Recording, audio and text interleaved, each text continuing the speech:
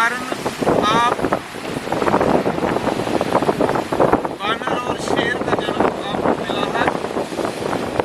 और जाओ धनुषकोटि में जाकर स्नान करो, समुद्र का धनुषकोटि में जाकर समुद्र का स्नान करो, उससे आपकी मुक्ति हो जाएगी।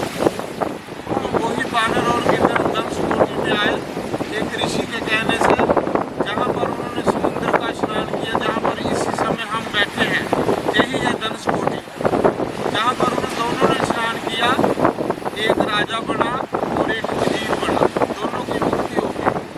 तो इस जगह का बहुत ही महात्मा है, खास करके समुद्र का बहुत प्यारा है। देखो ये बहुत सुंदर है, आगे